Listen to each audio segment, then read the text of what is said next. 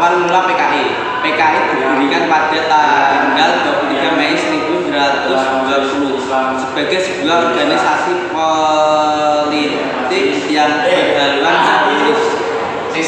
Pendirinya adalah Semaun Darsono Alimin Adolf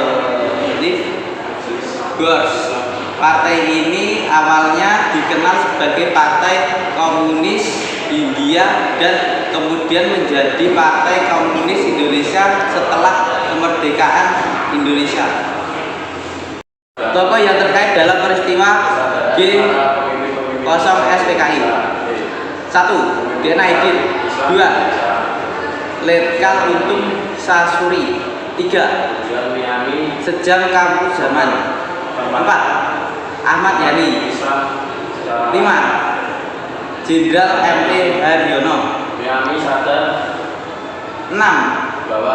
Pierre Tendian. 7. Jenderal S. Parman. 8. Jenderal J.I. Padjaitan.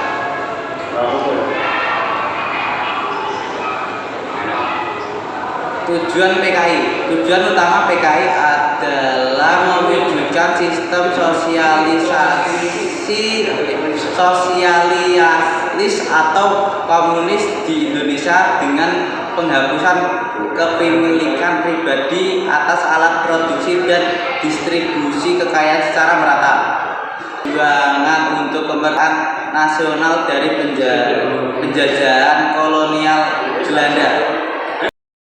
Perkembangan PKI. PKI menjadi salah satu kekuatan politik yang cukup besar dalam peperangan kemerdekaan Indonesia melawan Belanda.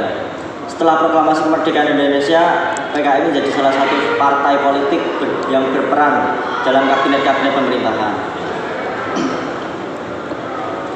Pada tahun 1965, PKI terlibat dalam peristiwa G30S PKI, sebuah upaya kudeta yang gagal. Setelah kegagalan ini, PKI dinyatakan sebagai partai terlarang di Indonesia.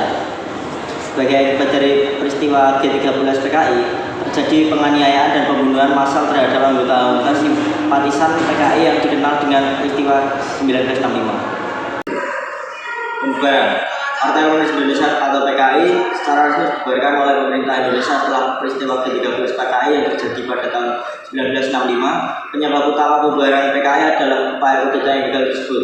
Pemerintah Indonesia pada akhir tahun 1965 dan awal tahun 66 secara resmi membubarkan partai tersebut. Oleh karena itu, PKI dibubarkan pada tahun 1965 sampai 1966. Sejak saat itu PKI dinyatakan sebagai organisasi terlarang di Indonesia dan tidak memiliki peran dalam politik nasional. Sekian dari saya dan terima kasih.